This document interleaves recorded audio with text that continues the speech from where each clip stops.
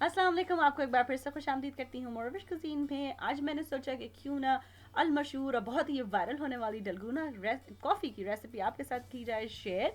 अगर आप पाकिस्तान इंडिया से बिलोंग करते हैं तो ये बिल्कुल वही ट्रेडिशनल चीज़ है जो हम बचपन से जिस तरह बनाते आ रहे हैं। एक देसी कैपेचिनो जिसको कहा जाता है, या पिटी हुई कॉफ़ी, विप कॉफ़ी, जो इंडियन पाकिस्तानी घरों में बनाई जाती है। क्योंकि ये एक टिकटॉक पे बनाई गई और फिर ये वायरल हो गई, तो इसका नाम अब डलगोना कॉफ़ी है।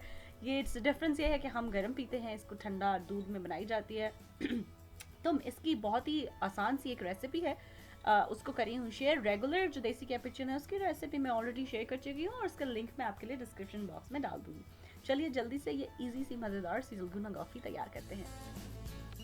तो बिस्मिल्लाह पढ़ के शुरू करते हैं। सबसे पहले एक मिक्सिंग बोल में मैं इंस्टेंट कॉफ़ी डाल रही हूँ, आप कोई सी भी ब्रांड की ले लीजिए।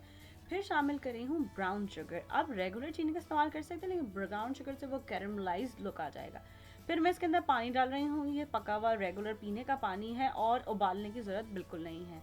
बीटर की मदद से अब मैं इसको बीट करना शुरू करूँगी मीडियम स्पीड पे इतनी देर के लिए कि आप देख सकते हैं कि आहिस्ता आहिस्ता ये साइज़ में बढ़ती जा रही है और इसका रंग डार्क ब्राउन से लाइट ब्राउन होता जा रहा है और ये सॉफ्ट पीक में तैयार हो जाएगी।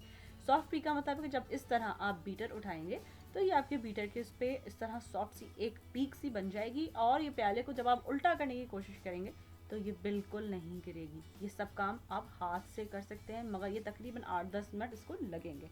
फिर ले रही हूँ ग्लास, इसके अंदर शामिल कर रही हूँ बर्फ़ और फिर इसके अंदर मैं दूध डालूंगी। आज मैं 2% का इस्तेमाल कर रही हूँ, आप किसी भी किस्म का दूध जो आपकी फैमिली इंजॉय करती है वो इस रेसिपी के लिए इस्तेमाल कर सकते हैं।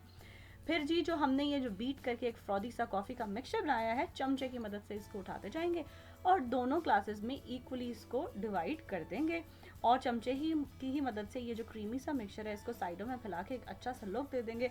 अगर आप वो बिल्कुल वो जो बाजार वाला जो आप आजकल ट्रेंडिंग लुक देख रहे हैं, उसके लिए ट्रिक ये है कि मैंने बीटर का ही एक वो लिया जो उसका एक हैंडल होता है और उससे इसको इस तरीके से ऊपर से कर दिया डिज़ाइन। फिर आखिर में इसके ऊपर छिड़क रही हूँ कोको पाउडर। आप कॉफ़ी ग्रैनुल्स भी छिड़क सकते हैं या कोई मज़ेदार सा कैरमल और चॉकलेट कुकी इसके साथ साइड में कर सकते हैं सर्व। तो बस इतनी सी बात थी जी। असल जो इसका चैलेंज है और जो टास्क है वो फ्रॉदी मिक्सचर बनाना।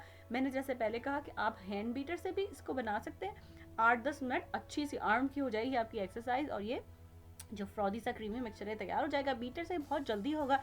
मैंने जितना टाइम नोट किया था तो ये 1 से 1.5 मिनट के अंदर अंदर ये मिक्सचर हो गया था तैयार। अगर आप अपने पास इस डलगोना कॉफ़ी को ट्राई कर रहे हैं तो प्लीज़ मुझे ज़रूर बताइए कि ये आपको कैसी लगी और आपके पास कैसी बनी। रमज़ान में भी जिन लोगों को कैफ़ीन की शदीद ज़रूरत होती है और गर्मी का सीज़न आ रहा है तो इस रेसिपी को अपने पास ट्राई कर सकते हैं। मुझे कमेंट करके ज़रूर बताइए। कुछ और सीखना चाहते हैं तो वो भी ज़रूर बताइए। मेरी रेसिपीज़ को पसंद करने का और उनको सराहने का बहुत शुक्रिया। अल्लाह हाफिज़। अगर आपको ये रेसिपी अच्छी लगी तो इन लिंक्स पे ज़रूर क्लिक कीजिए ऐसी और बहुत सी मज़ेदार रेसिपीज़ के लिए।